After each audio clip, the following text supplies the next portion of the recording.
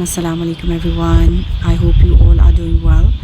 آج الحمدللہ جمعے کا بلیسڈ ڈے ہے اور ذوالحجہ کے جو فرسٹ 10 بلیسڈ ڈیز وہ بھی سٹارٹ ہو رہے ہیں۔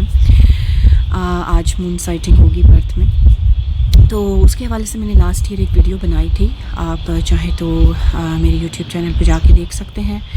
اور یہ بڑے مبارک دن ہیں، جس طرح سے رمضان کی لاسٹ 10 نائٹس ہیں، اسی طرح سے یہ ڈیز ہیں جو کہ ذوالحجہ کے فرسٹ 10 ڈیز جو کہ بڑے بلیسڈ ہیں، اور اس میں کیا گیا کوئی بھی کام جو اللہ تعالیٰ کو بہت زیادہ محبوب ہے، اینڈ اٹس ویری ریوارڈیبل۔ آج خاص طور پہ جو میں ریمائنڈر دوں گی وہ نماز کے حوالے سے ہے۔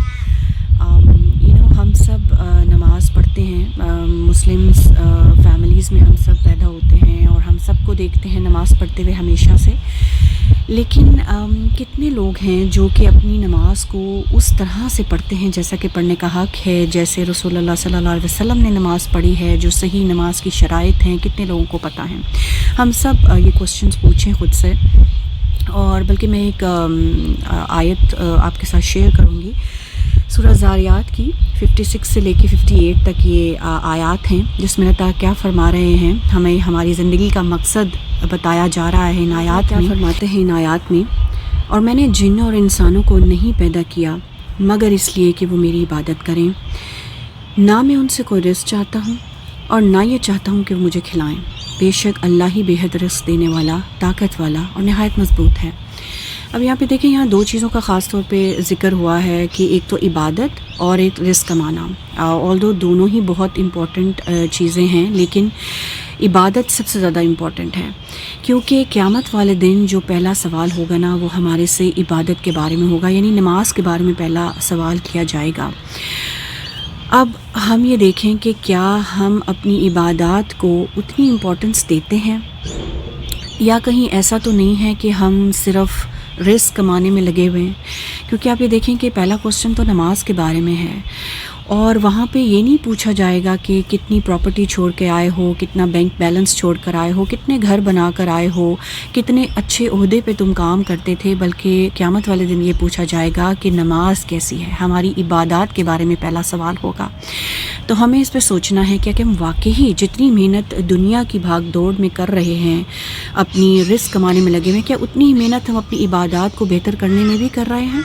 اپنی نمازوں کا ہم سب جائزہ لیں۔ نماز کی اتنی امپورٹنس ہے، یہ ہمارے لیے ایک اطمینان، سکون کا باعث ہونی چاہیے، ہماری آنکھوں کی ٹھنڈک ہونی چاہیے، جس طرح رسول اللہ صلی اللہ علیہ وسلم کی آنکھوں کی ٹھنڈک تھی۔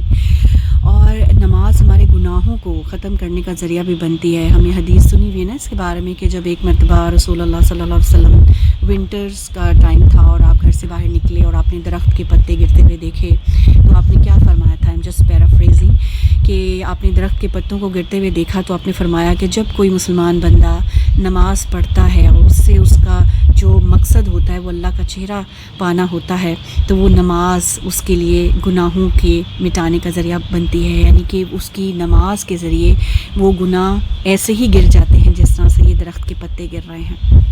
سبحان اللہ۔ تو نماز گناہوں کو بھی دھو ڈالتی ہے۔ اور آپ یہ دیکھیں کہ ڈیلی ہم کتنا بھاگ دوڑ، ہماری دن رات کاموں میں مصروف ہوتے ہیں، تو جو نماز کا وقت آتا ہے وہ ایک سکون کا ذریعہ ہونا چاہیے۔ اس ٹائم ہم سب کچھ چیزوں سے پتہ ہے نا کہ جو وقت پہ پڑھی گئی نماز ہے وہ اللہ تعالیٰ کو سب سے زیادہ محبوب ہے۔ ہم اپنی نمازوں کو ٹاپ پرائورٹی پہ رکھیں، ہمارے سارے پلاننگ، ہمارے سارے فنکشنز، ہمارے جو بھی ڈیلی کام ہیں وہ نماز کے ارد گرد ہونے چاہیے۔ نماز کے ٹائمز کو دیکھتے ہوئے اپنے سارے اور حدیث میں شیئر کروں گی، اور ہم سب اس سے ایک موٹیویشن لیں کہ رسول اللہ صلی اللہ علیہ وسلم نے فرمایا کہ اللہ نے اپنے بندوں پر 5 نمازیں فرض کی ہیں، جس نے انہیں ادا کیا، ان کو ہلکا نہ سمجھتے ہوئے ان میں سے کچھ ضائع نہ کیا، یعنی پوری سنت کے مطابق نماز پڑھی جیسے رسول اللہ صلی اللہ علیہ وسلم نے سکھائی ہے، تو اللہ کا عہد ہے اس کے لیے کہ اس کو جنت میں داخل فرمائے گا۔ اور جس نے اس کو ادا نہ کیا، یعنی نماز نہیں پڑھی یا ان کو ہلکا سمجھتے ہوئے ان میں سے کچھ ضائع کیا، تو اللہ کا اس کے لیے کوئی عہد نہیں، چاہے تو عذاب دے اور چاہے تو معاف فرما دے۔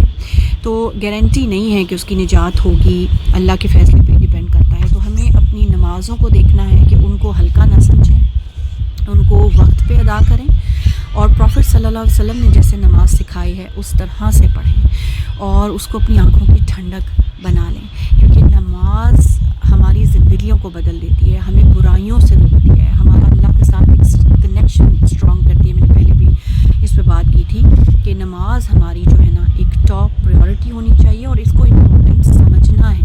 باقی کام سب رک سکتے ہیں, لیکن جب نماز کا وقت آ گیا تو وہ ہماری پہلی پریورٹی ہو. تو بس یہ ایک ریمائنڈر نماز کے حوالے سے ہم سب کے لیے, اور اللہ تعالیٰ ہم سب کی نمازوں کو ہماری آنکھوں کی ٹھنڈک بنا دے انشاءاللہ.